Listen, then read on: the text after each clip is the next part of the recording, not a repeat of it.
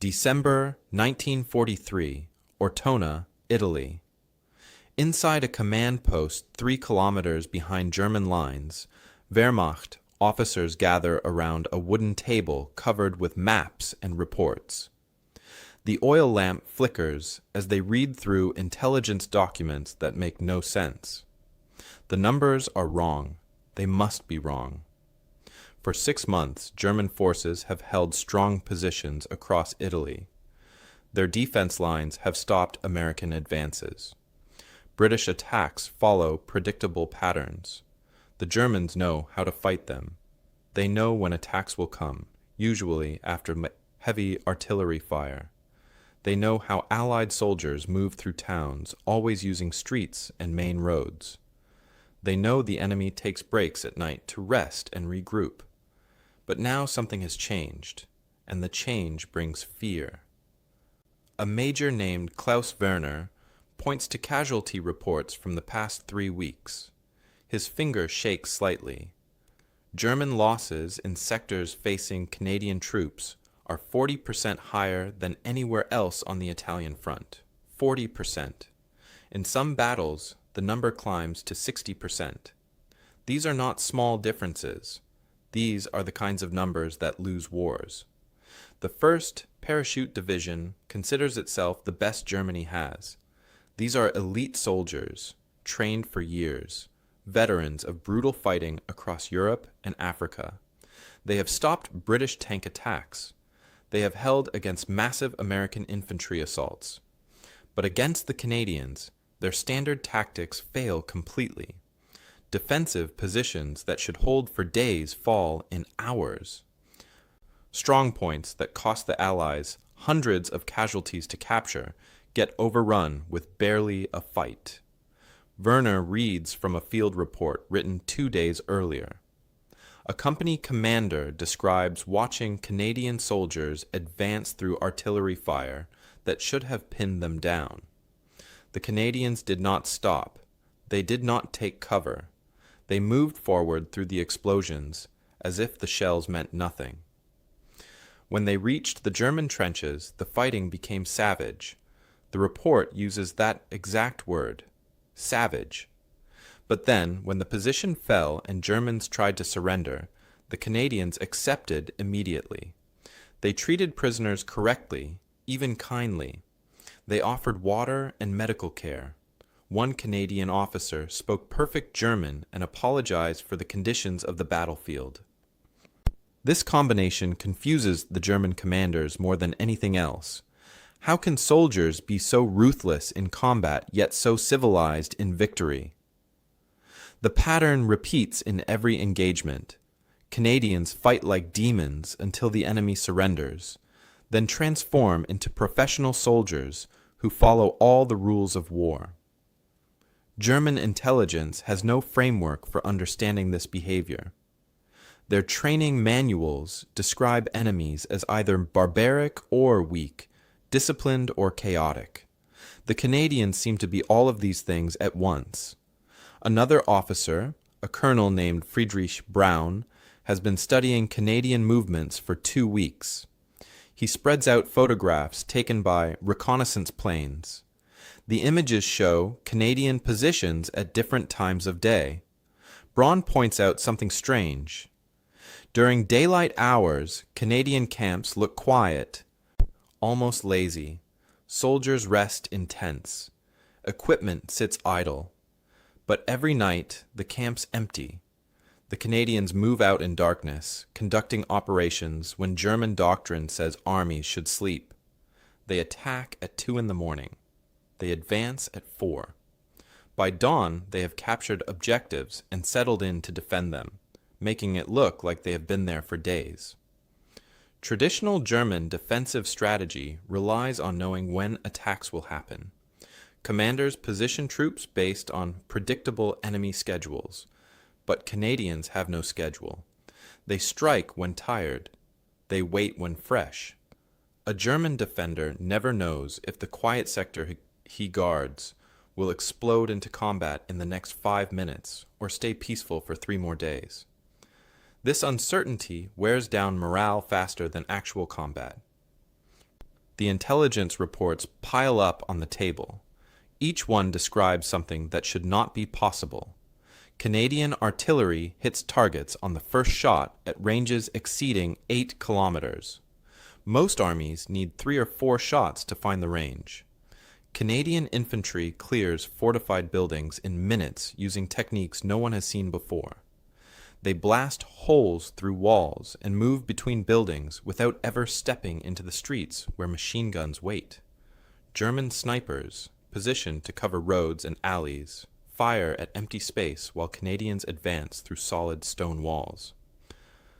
Werner picks up a diary taken from a captured Canadian soldier. The entries describe life before the war. The soldier worked on a farm in a place called Saskatchewan. He writes about planting wheat and fixing tractors. He sounds like a simple country boy, not a trained killer. Yet this same farmer stormed 3 fortified positions in 5 days, killed at least 8 German soldiers, and carried 2 wounded comrades to safety under heavy fire. The disconnect between the peaceful farmer and the deadly soldier makes no sense to Werner. The most troubling document sits at the bottom of the pile. A German battalion commander, a veteran of the Russian front who has seen the worst fighting of the war, wrote a single paragraph before dying from wounds received near the coast. Werner reads it aloud to the room. These are not the English. They give no quarter in assault, yet offer fair terms in surrender. One cannot predict their movements. They attack when exhausted, wait when strong. Fighting them is like boxing a shadow that suddenly turns to steel. Braun closes the folder and looks at his fellow officers. The High Command has dismissed earlier warnings about Canadian troops. Senior generals called them colonials, adequate but unremarkable. Just more British Commonwealth soldiers, nothing special. But the men in this room know different. They have seen what these soldiers can do. They have counted the bodies. They have read the reports. And now they must figure out how to fight an enemy that breaks every rule they understand about warfare. The answers begin to emerge in January 1944, but they bring no comfort. As German intelligence officers study Canadian tactics with desperate attention, they realize they need to understand how these soldiers fight so they can find ways to stop them. The documents they compile read like instruction manuals for a completely new kind of warfare. Canadian units perfect what they call storm tactics. When they attack a fortified building, they do not waste time with careful approaches. They hit hard and fast, moving from room to room with brutal efficiency. German observers time these assaults in record-shocking numbers. Canadians clear defensive positions in 85 seconds per room. British units take 140 seconds. American forces need 160. The difference seems small until commanders calculate what it means across an entire battle. Faster clearing means less time for defenders to organize, call for help, or prepare surprises. It means fewer Canadian casualties and more German prisoners. The speed comes from training and teamwork that looks almost like a dance. First soldier through the door goes left, second goes right, third covers the center. Grenades fly before boots cross the threshold. Rifle fire follows instantly. The whole sequence takes less than 3 heartbeats. Germans hiding in these rooms describe feeling overwhelmed before they can even raise their weapons. The violence happens so fast that surrender becomes the only logical choice. But the truly revolutionary tactic emerges during the battle for Ortona, starting December 20th. The town sits near the Adriatic coast, a maze of stone buildings and narrow streets. German paratroopers fortify every structure, placing machine guns to cover every alley and intersection. They expect the Canadians to advance slowly, building by building, losing men to crossfire at every turn. Instead, the Canadians simply ignore the streets. Engineers use explosive charges to blast holes through the thick stone walls between buildings. Each hole measures roughly 1 meter across, just wide enough for a soldier with full equipment to squeeze through. The Canadians call it mouse-holing. They move through entire blocks without ever stepping outside. German machine gunners watch Emerau's empty streets while Canadian infantry advances behind them, appearing suddenly from directions that should be impossible. The technique transforms urban warfare. Traditional doctrine says attacking forces should advance 23 meters per hour through defended towns. The Canadians move at 23 meters per hour through solid stone walls. Their actual advance rate through Ortona averages more than 3 times faster than anyone thought possible. German defensive plans, based on normal speed calculations, become worthless overnight. The battle rages for 8 days. Stone dust fills the air so thick that soldiers can barely see 3 meters ahead. The sound of explosions echoes constantly through the narrow streets. Every blast shakes the ground. Windows shatter. Walls crack. The smell of cordite and burning wood never goes away. Canadian soldiers wrap cloth around their faces to breathe through the dust. They fight in almost total darkness inside the buildings, using flashlights and muzzle flashes to see their enemies. By December 28th, the Germans withdraw from Ortona. They leave behind 1,372 dead and wounded soldiers. Canadian casualties, total 502 men. German commanders expected to lose maybe 300 troops while inflicting 1,200 Canadian casualties. The actual numbers reverse their predictions completely. Something about Canadian methods makes defense almost impossible. Not everyone in Allied command appreciates these new tactics. General Bernard Montgomery, one of Britain's most famous commanders, reads report about Ortona with disapproval. He believes in careful, methodical warfare. Massive artillery bombardments should soften enemy positions. Infantry should advance only after defenses crumble. Tanks should support every movement. The Canadian approach seems reckless to him, unnecessarily aggressive. He writes in a memo that such methods waste lives and resources. But a Canadian general named Guy Simon sees different truths in the numbers. He compiles detailed after-action reports showing exactly how Canadian tactics save lives by ending battles quickly. A longer fight gives the enemy more time to kill your soldiers. A fast, violent assault shocks defenders into surrender before they can organize effective resistance. Simon sends his reports directly to Allied Supreme Command, bypassing Montgomery's objections. The proof arrives in February 1944 when British intelligence intercepts a German military communication. The message comes from 10th Army Command, the headquarters controlling much of the Italian front. It carries the designation Tactical Directive 447. The content stuns Allied analysts. The directive orders all German units to immediately reinforce any defensive sector where Canadian forces deploy. The reinforcement must equal 1.5 times normal troop strength. If a position usually holds with 1,000 soldiers, it now needs 1,500 when facing Canadians. The directive does not suggest this increase, it commands it. German High Command considers Canadian attacks so dangerous that they require 50% more defenders than any other Allied threat. This single document validates everything Simons has been arguing. Enemy commanders, who know their own soldiers and defenses better than anyone, officially declare Canadian forces more dangerous than equivalent American or British units. The directive becomes classified evidence that Canadian methods work exactly as intended. Canadian gunners also develop remarkable skills with artillery. Most armies need 3 or 4 shots to find their target. The first shell lands somewhere near the goal. Spotters watch where it hits and radio corrections.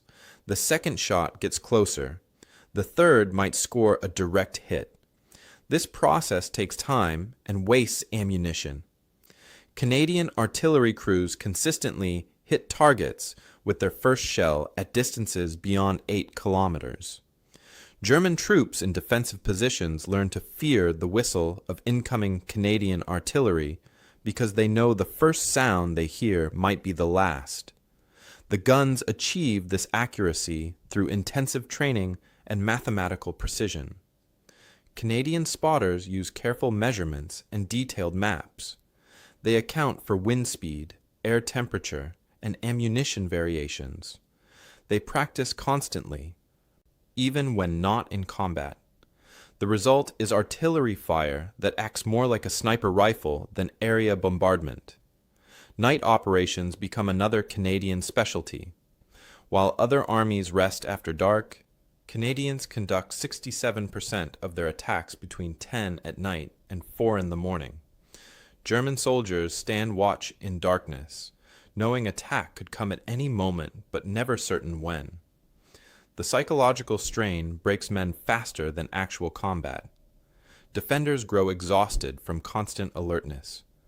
When the attack finally comes, they lack the energy and focus to fight effectively. By June 1944, the reputation of Canadian forces spreads through the German army like a disease. Soldiers whisper warnings to each other. Officers pass along intelligence briefings that single out the maple leaf insignia as a sign of extreme danger.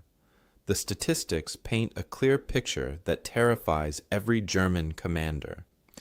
Defensive positions facing Canadian troops now require 3,200 additional soldiers per sector compared to positions facing other Allied forces.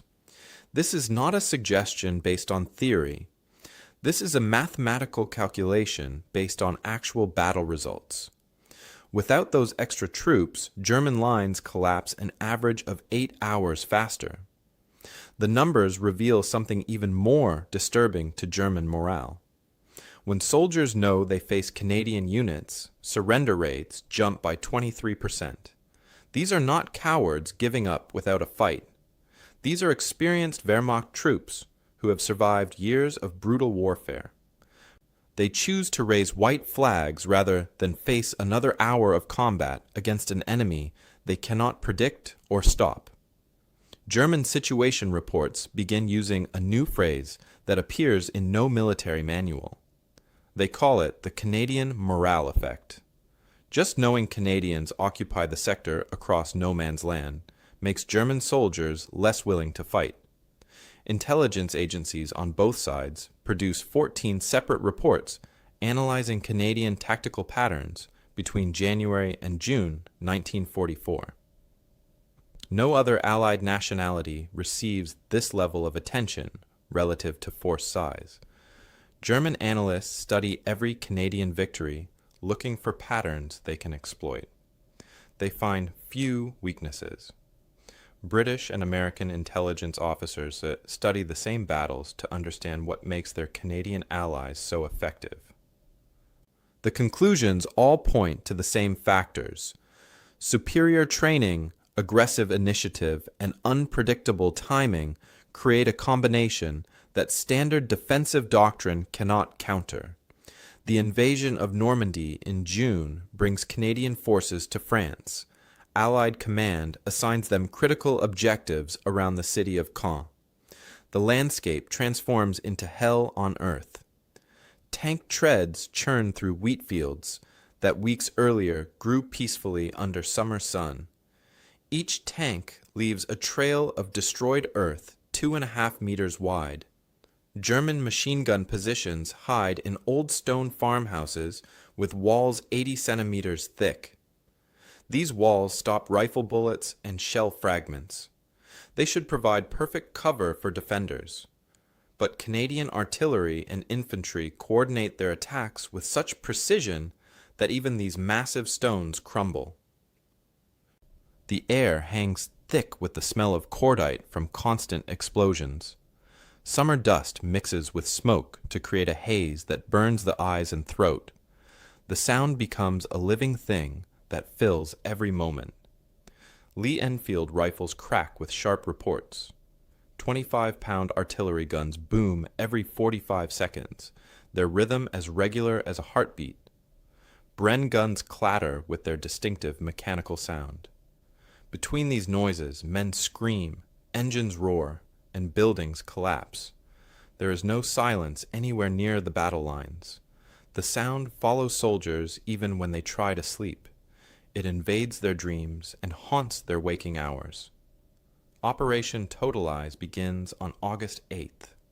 The Canadians pioneer a new kind of attack that changes armored warfare forever. 720 tanks and armored vehicles advance together through the darkness. No army has ever attempted a nighttime armored assault on this scale. The ground shakes from the combined weight of so many machines moving in formation. Engines growl and treads clank.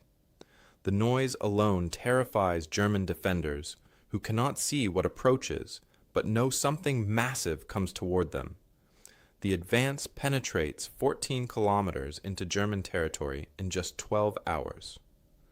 Military experts consider this impossible in 1944. Defended positions should slow any attack to a crawl. But Canadian forces blow through defensive lines like they barely exist. The 12th SS Panzer Division, one of Hitler's most elite units, stands in their path. These are fanatical soldiers, trained since childhood in Nazi ideology, equipped with the best weapons Germany produces. They number 20,540 men when Operation Totalize begins. 72 hours later, only 6,000 remain combat effective. The division loses more than two-thirds of its strength in 3 days. German High Command meets in emergency session on August 15th.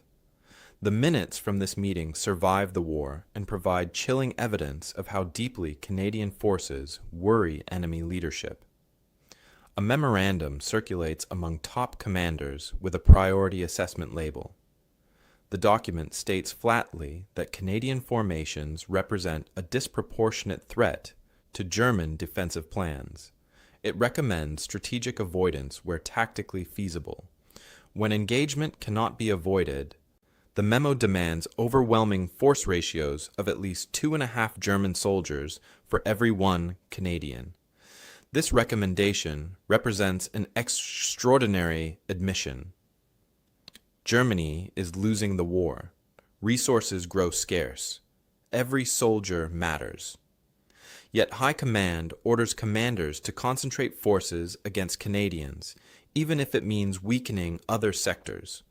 They would rather face larger numbers of American or British troops than smaller numbers of Canadians. The maple leaf insignia becomes more than a national symbol. It becomes a warning that tells German soldiers to expect the worst fight of their lives. The Falaise Gap battle in late August creates scenes that soldiers remember for the rest of their lives. A narrow valley between the towns of Falaise and Trun becomes a death trap for Germany's 7th Army. Canadian artillery creates a wall of fire along a 12-kilometer front. Shells land every 20 meters in a continuous bombardment that never stops. The explosions blend together into one constant roar that makes verbal communication impossible beyond 5 meters. Soldiers must press their mouths directly against their comrades' ears and scream to be heard. Smoke from burning vehicles rises so thick it blocks out the afternoon sun. The valley falls into twilight darkness at 2 in the afternoon. Hundreds of German trucks, tanks, and cars burn simultaneously. The heat from so many fires raises the temperature to 43 degrees Celsius. Metal glows red hot. Ammunition explodes randomly as flames reach storage compartments. The smell of burning rubber, diesel fuel, and worse things fills the air. German soldiers trying to escape describe walking through hell itself. The ground shakes continuously from artillery impacts. Trees shatter. Roads disappear under cratered earth. Bodies lie everywhere. Canadian infantry advances through this nightmare wearing gas masks to filter the smoke. They move methodically, clearing pockets of resistance, closing the escape routes. They show no hesitation, despite conditions that would break most soldiers. The combination of artillery fire and infantry assault systematically destroys an entire German army. Tens of thousands of enemy soldiers die or surrender in the valley. The scale of destruction exceeds anything seen on the Western Front since 1918. A German major named Werner Pluskat survives the war and gives interviews years later. His words capture what German soldiers felt when facing Canadians. He says his army feared the Canadians more than any other enemy. Americans were predictable. British were methodical. But Canadians would not stop under any circumstances, wound them, and they advanced, cut them off, and they fought through. German soldiers called them the Maple Leaf Devils. When troops saw that maple leaf insignia, they knew to expect no mercy and to show their absolute best or die trying. The war ends in May 1945, but the legacy of the Maple Leaf Regiment continues long after the last shots are fired. Military analysts across the world begin studying what happened in Italy and France.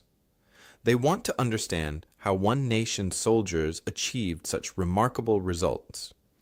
The numbers tell a story that changes military thinking for generations. German commanders who survive the war become valuable sources of information for Allied intelligence services. The United States Army conducts extensive interviews with former Wehrmacht officers to learn from their experiences. These interviews produce thousands of pages of testimony. When analysts count references to different Allied nationalities, they discover something remarkable. German commanders mention Canadian forces 347 times in their recorded statements. This number seems small until you remember that Canada fielded far fewer troops than America or Britain. Relative to force size, Germans talk about Canadians more than any other Allied soldiers. The enemy remembers them most vividly, fears them most deeply, respects them most completely. Soviet military intelligence also takes notice. Between 1946 and 1948, Russian analysts study Canadian tactics for possible use in the Red Army. They particularly focus on night operations, combined arms coordination, and small unit initiative. The Soviets built their military on mass formations and centralized command. Canadian methods offer a different approach where individual soldiers make important decisions without waiting for orders from distant generals. This flexibility allows rapid response to changing battlefield conditions. Soviet planners recognize the value, even if it conflicts with their preferred doctrine.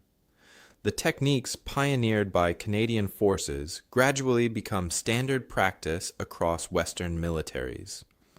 By 1952, the newly formed North Atlantic Treaty Organization adopts many Canadian innovations as official doctrine.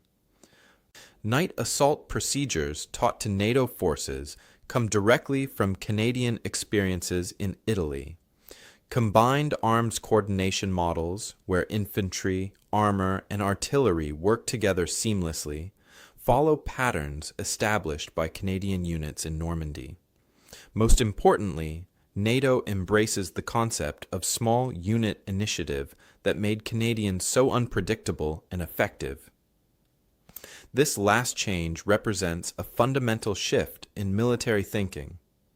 Traditional armies of the 1940s operated on rigid command structures. Generals made plans and lower ranks followed them exactly. Deviation from orders meant court-martial. But Canadians proved that soldiers on the ground often see opportunities and dangers that distant commanders miss. Giving those soldiers authority to act on their observations leads to better outcomes. A corporal who spots an undefended gap in enemy lines should not need to radio back to headquarters for permission to exploit it. He should attack immediately while the opportunity exists. This philosophy spreads through Western militaries and becomes fundamental to modern warfare. The Royal Canadian Regiment itself receives 40 battle honors for World War II service. This total exceeds any other Commonwealth regiment. Battle honors are not given lightly. Each one represents a significant military achievement officially recognized by the government and military establishment. 40 honors mean 40 separate occasions where the regiment performed with exceptional skill and courage. Yet, despite this remarkable record, most individual soldiers return to quiet lives in Canada after the war. They go back to farms and small towns. They rarely speak about their experiences. Their reputations remain strongest among those who fought against them. Colonel E.L.M. Burns commanded Canadian forces in Italy during some of the heaviest fighting. In 1947, he reflects on what made his soldiers so effective. His words capture something important about the Canadian character.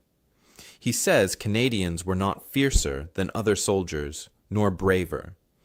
They simply understood that hesitation costs more lives than decisiveness in combat. There comes a moment in every battle where you must act or die. Canadians chose to act. They paid the price of action rather than inaction. This philosophy sounds simple, but requires tremendous courage to practice. Acting means exposing yourself to danger. Waiting feels safer in the moment, even though it often leads to worse outcomes. The paradox of Canadian military effectiveness puzzles analysts for years. How did soldiers from a peaceful nation with limited military tradition become so formidable? The answer lies in an unusual combination of traits. Canadians brought Commonwealth discipline and training standards. British military tradition emphasized order, precision, and following proper procedures. But Canadians also possessed North American individualism and frontier spirit. They grew up in a culture that valued self-reliance and creative problem-solving. When these two influences merged, they created soldiers who followed orders but improvised ruthlessly within those orders. They maintained professional standards but adapted quickly to unexpected situations. They showed mercy to enemies who surrendered but displayed absolute lethality toward those who continued fighting. This unpredictability generated psychological warfare as effective as physical combat. German soldiers never knew which version of their Canadian opponents they would face. Would the Canadians attack in 5 minutes or 5 hours? Would they advance straight ahead or appear from an unexpected direction? Would they use artillery or attempt infiltration? The uncertainty wore down German morale and made defensive planning nearly impossible. Commanders could not prepare for every possibility simultaneously. Resources spent guarding one approach left others vulnerable. The stress of constant uncertainty exhausted soldiers before battles even began. Modern military doctrine embraces concepts that Canadians practiced instinctively 70 years ago. Today's armies emphasize adaptive leadership and mission command. These fancy terms describe simple ideas. Adaptive leadership means adjusting your methods based on current conditions rather than following rigid plans.